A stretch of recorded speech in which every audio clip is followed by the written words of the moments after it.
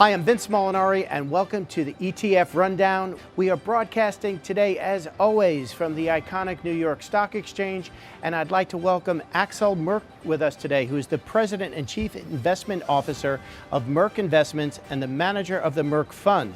Axel is an expert on macro trends. He is a sought-after speaker, contributor, and author.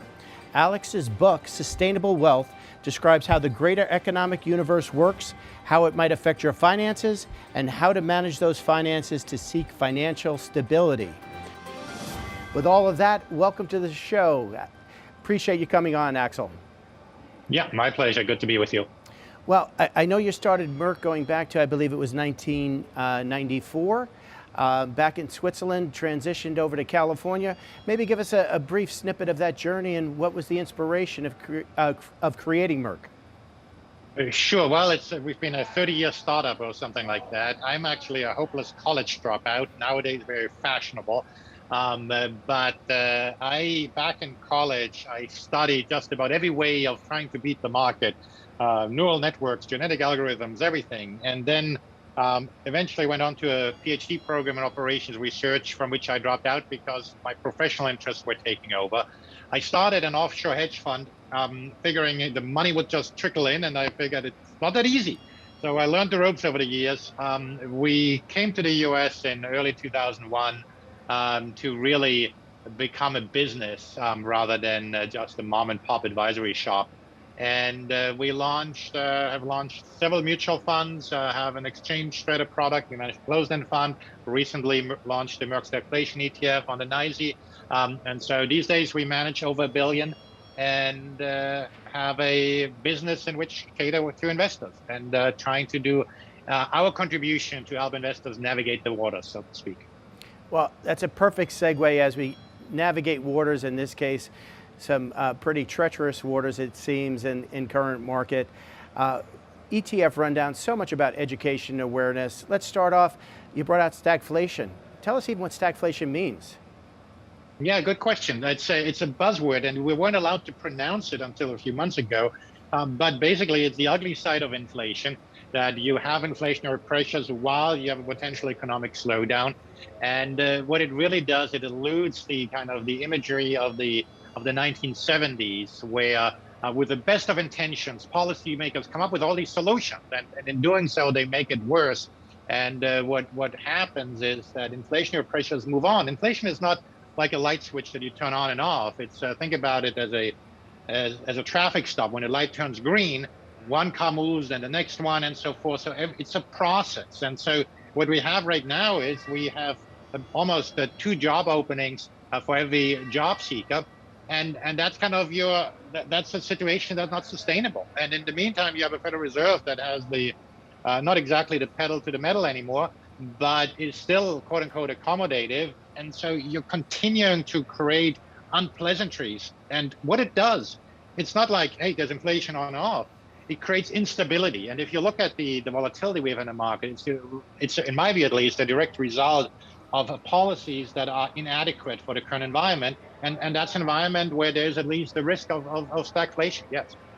So when you talk about stagflation and you talk about risks, you talk about portfolios, how do you navigate that choppy water? Well, you tighten your seatbelt. That's one way of doing it. There are various ways one can try to do it. The contribution we have to the space is we recently launched the Merk stagflation ETF. That's a very straightforward product that invests in real estate, in oil, in gold, and inflation-protected securities, and it does so in a rules-based system that includes a trend-following methodology for the commodity components in that. And part of the reason we do this is in the 1970s this worked. Now anybody will say, hey, this is not the 1970s, but at the same time, stocks may not be doing well, bonds may not be doing well, and commodities might be doing well. And in this sort of environment that we're in, we believe that this is as good a tool as any that might be out there to try to diversify and take that sort of scenario into account.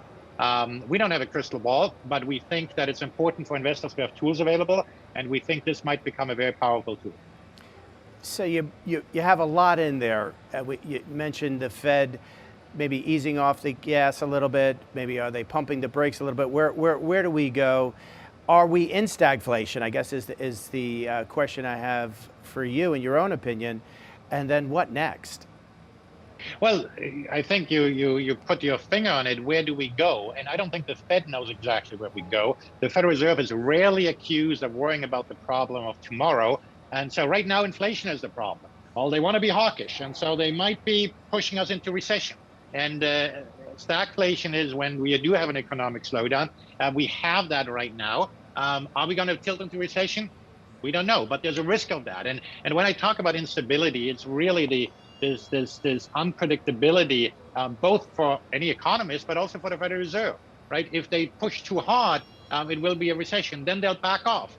And so if the Federal Reserve did exactly what we're required, then yes, sure, inflation would go away. We live happily ever after.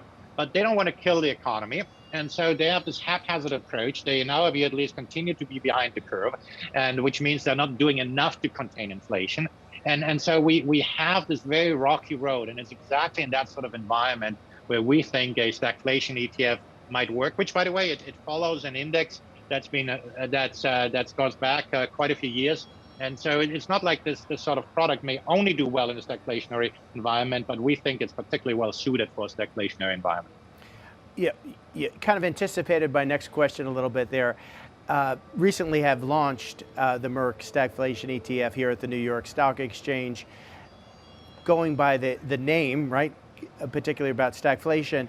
What if things have to pivot a little bit along the way as you receive new signals from the Fed or the marketplace? How do you adjust, and how does the ETF actually work?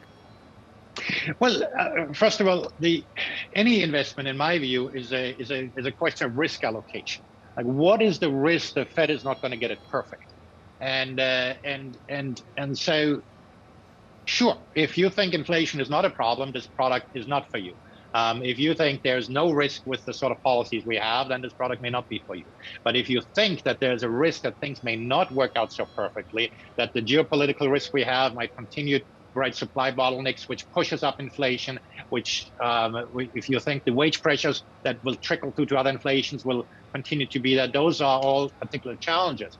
And so how the product works is we invest in oil, in gold, in real estate, and in inflation-protected securities. The core position is in inflation-protected securities, and then we allocate between 5 and 15% to these other buckets. And again, we adjust those buckets based on a slow-moving, trend-following methodology.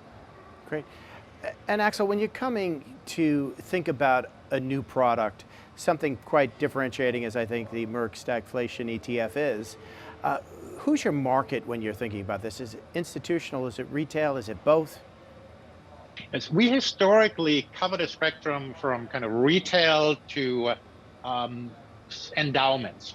We historically have had little traction in the big pension funds, although we do think our products, they look at us, but they don't tend to endorse our products as much. But we go directly to advisors, we go directly to retail investors, asset allocators as well. We think that there's a good argument to be made to instead of allocating to bonds, to have a chunk of that to the stagflation ETF, in part because we do have the TIPS exposure that does have a bond-like scenario, and we do have a little bit of interest rate risk in there as well because we're exposed to TIPS, but much less so than many other bond products out there. And also, if you look at the correlation to these, we think that for asset allocators, the diversification benefits of the Merck stagflation ETF might be quite convincing. Axel, thank you so much for sharing with us today. Got to learn all about stagflation. I think it's going to become quite a word we hear much more often, and congratulations on the launch of the Merck stagflation ETF. My pleasure. And you can learn about it obviously on the New York Stock Exchange, STGF, and you can follow me on Twitter at Axel Merk. Thank you. Thank you.